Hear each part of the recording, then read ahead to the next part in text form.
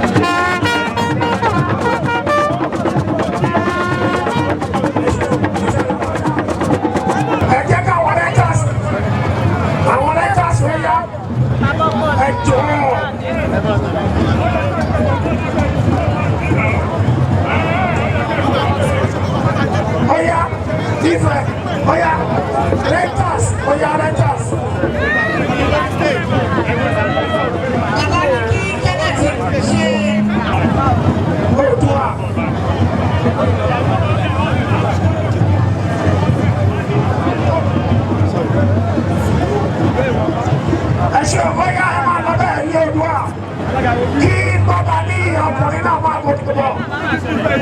Bàbá ní ọkùnrin. Bàbá ní ọkùnrin.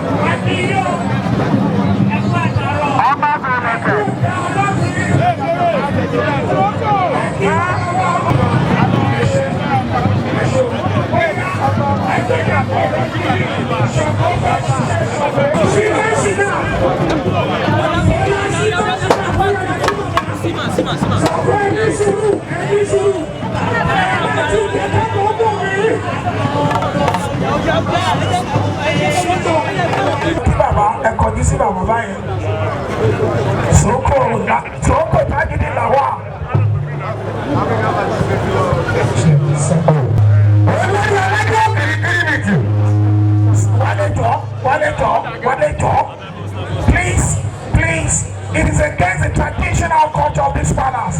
Kindly off that your umbrella. Please. Please, off your umbrella. Off it, please, immediately. Off your umbrella immediately. Dr. Ambassador Shakira, you are very welcome, ma'am. Thank you for joining us. Osun State Government. Mr. Governor Batike. Mr. Governor Batike, Osun State Governor, Papa fún Governor. Ẹ jọ̀ọ́, èèwọ̀ ni orí mi ò ní jà torí pé kú o.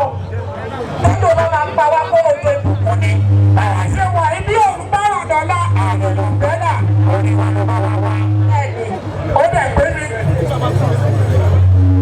Bàbá mi ìwà bàbá Ṣọlá Àtàndá. Rep Gbàgede Ìmọ̀ lánàá, representative of where are you? Baba wants to pray for you specially. Representatives of Bluefield, makers of Indomie noodles. Baba ní kẹ́ fún síwájú kẹ́ máa bọ̀. Wọ́n fẹ́ bàbá fẹ́ súre fún yín ẹ̀sùn mọ́ wọn.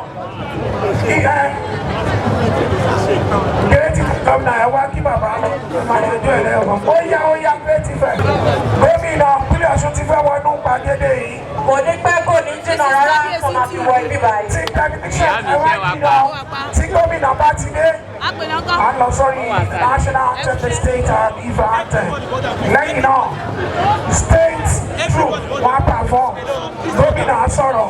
Bàbá wa ń ra ìtajà fún generation.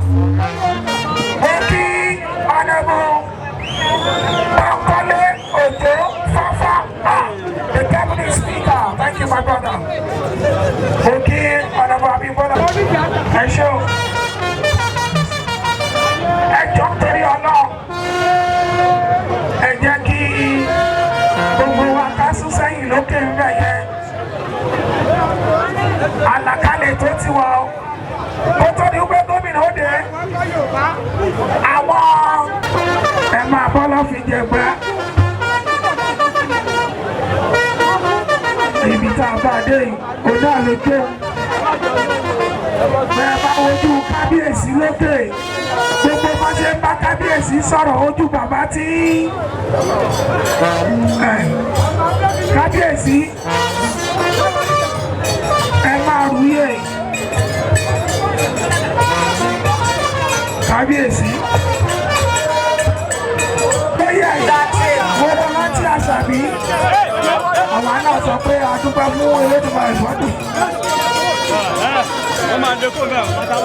Ìyálóde fún mi láyé gbogbo ìyálóde ìyàwó tẹ fún mi rẹ ilé tẹ gbélé mi lọ́wọ́ yìí kò ní wú mi o. Ìyálóde ilé gbélé mi lọ́wọ́ yìí kò ní wú mi o. Àdìwà gbà. Ẹjọ́ ibi tó wà yóò wá òkè àwọn àti kò fún gómìnà lọ lé lé ẹni sùn rẹ wọn fẹ́ máa lé àwọn gómìnà ni. àwa náà àìkọlọ. ẹ má sọ bẹ́ẹ̀ ìyẹn mélòó ẹ má máa sọ bẹ́ẹ̀ ìyẹn mélòó àwọn ọlọ́rọ̀ ilẹ̀ fún ọmọ ẹ̀ ọ̀rọ̀ wọlé fún wọn. àwọn lóko kì í gbàyàn o lórí ọ̀pọ̀lọpọ̀ irọ́ lẹ́nu mi máa ń pa wọ́n ní tọ́lá fẹ́ gba ọkọ̀yẹ̀ tó máa kú irọ́ ni o wọ́n náyàn lẹ́nu ìbánamọ́ fẹ́ gba ọkọ̀yẹ̀. mo kí bàbá mi Fábẹ́mi Ṣọlá ẹ̀yin lóko ẹ má tí ì wá ná ẹ má tí ì wá. Àsìkò ti bẹ̀rẹ̀ yìí pé bàbá wa bá lọ gbé adé rẹ̀. Olódùkọ́ máa dé rẹ̀. Orí mi ò ní gbàgbọ́dé. Wọ́n tó jókòó tì.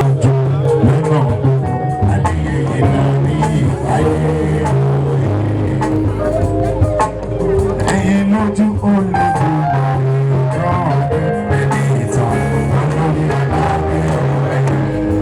ẹ bá mi tún kọ́. Ìwé nílé kéré làjọ lọ́nà.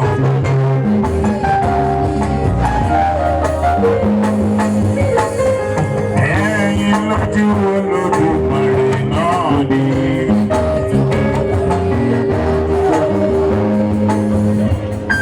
Aládé tó lọ́rọ̀, aládé tó ní. Aládé àmàfíà.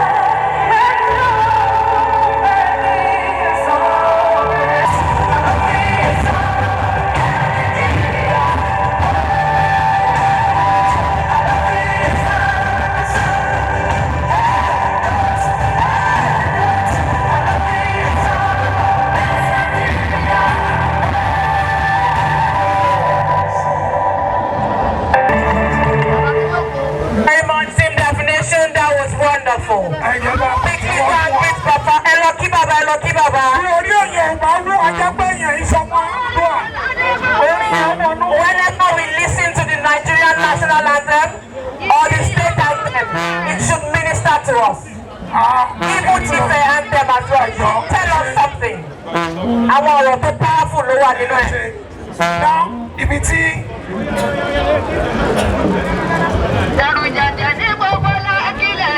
Ladies and gentlemen, permit me to recognize our own special man, Rashid Olawale, is in charge of the media. Ọlọ́jọ́ olúfẹ́ ó ti dé àwa ìdí ayé ẹwà àgbàlá.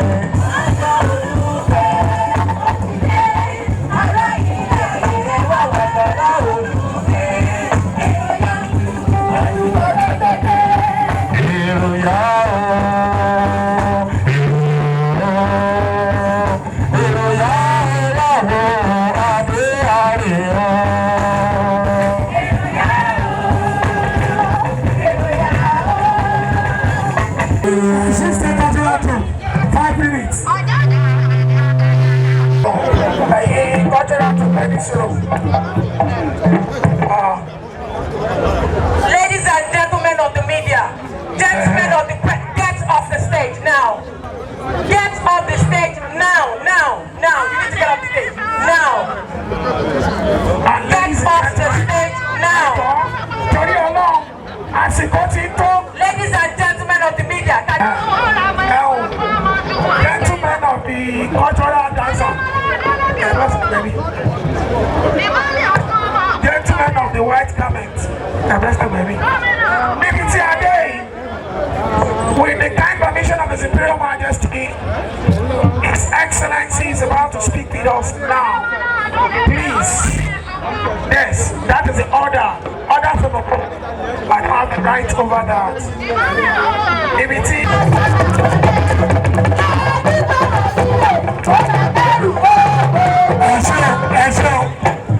Ẹ ṣé kábíyèsí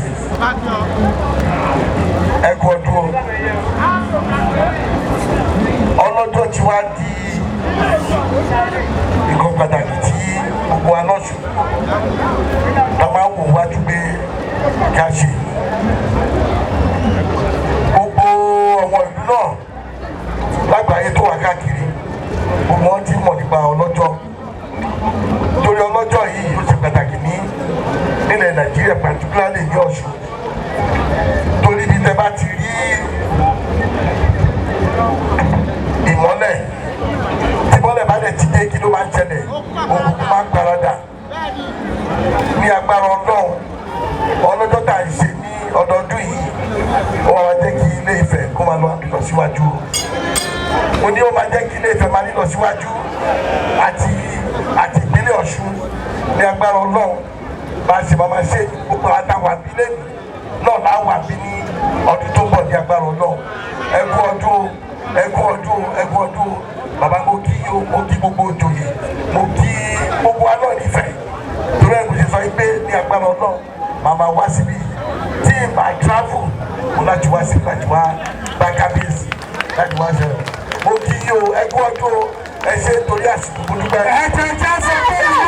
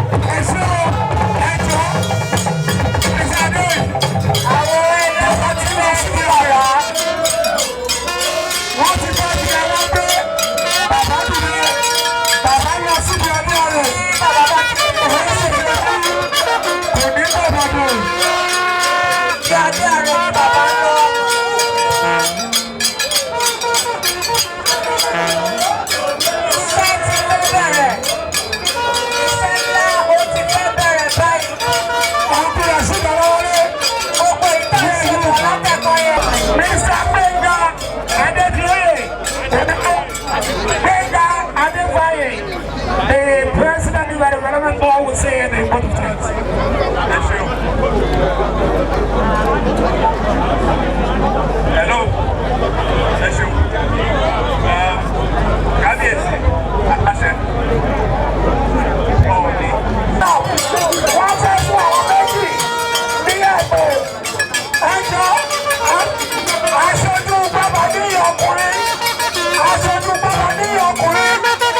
Aṣojú bàbá ní ọkùnrin tó máa bọ̀. Àti Ṣàngó ẹ máa bọ̀. Ẹ̀wọ̀n gbẹ̀kú yí.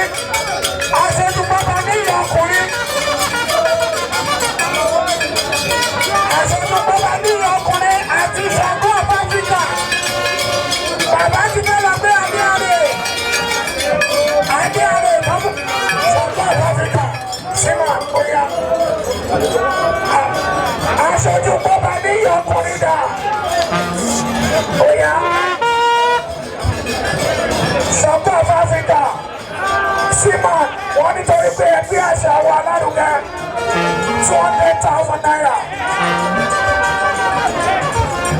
Bóyá pírísẹ̀ntì fún Ṣàngó Áfíríkà. Ẹ̀jẹ̀ kú lójú ọ̀nà bàbá ti fẹ́ lọ gbé Adéarè. Adé ìṣẹ̀mbáyé. Orí mi, orí rere ni ti rere. Ìrè olórí agbẹ́rù ká. Orí mi, ẹ̀kú.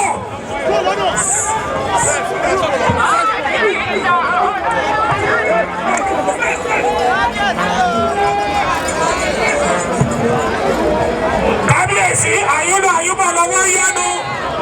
Ẹ máa lọ rí ẹ máa bọ̀ rí. Ìkọ́kọ́ kì í kó èdè lẹ́sẹ̀.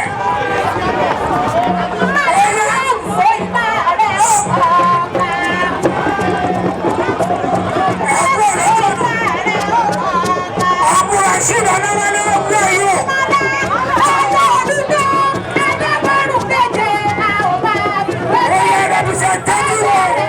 Ọba ní ọkùnrin.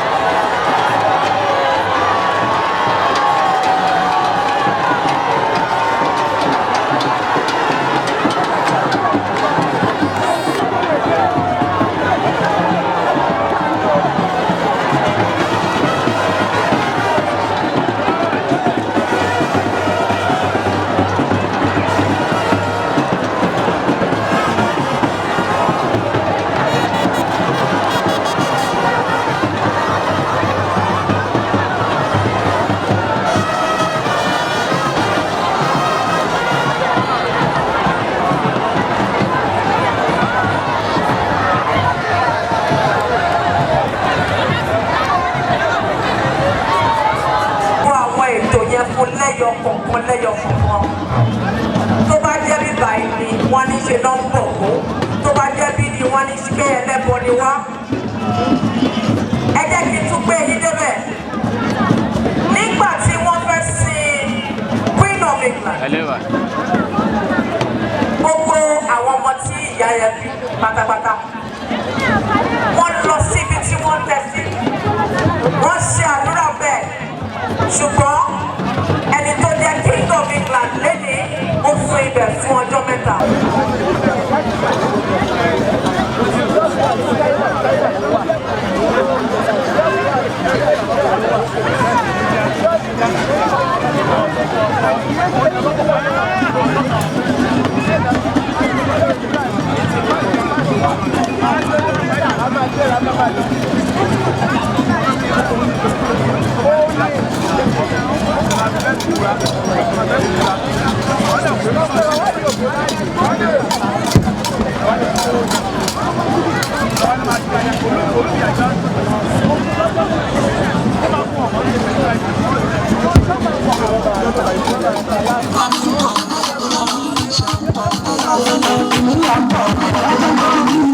Hello, okay, ó ti padà. Bàbá ti ń padà bọ̀, bàbá ti ń wọlé bọ̀. Bàbá ti ń wọlé bọ̀ láti òkè mọ̀gún.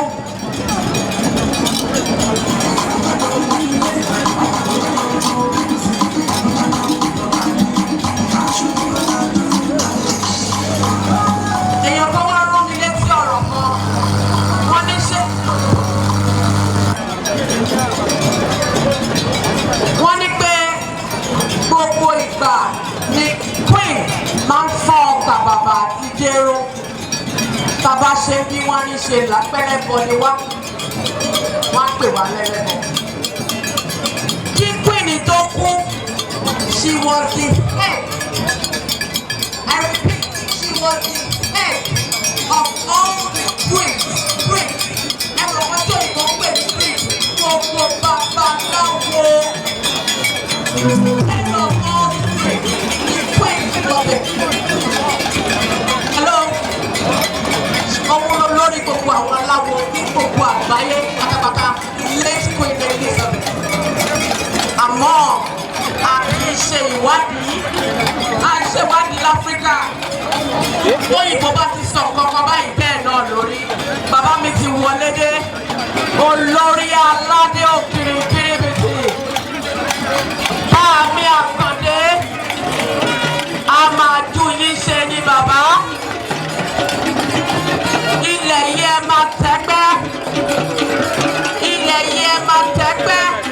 Ní àṣẹ àwọn tó nílẹ̀.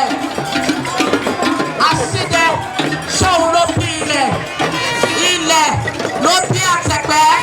Àtẹ̀pẹ́ òun ló wá bí àjomi sọ̀rọ̀ síbẹ̀. Gbogbo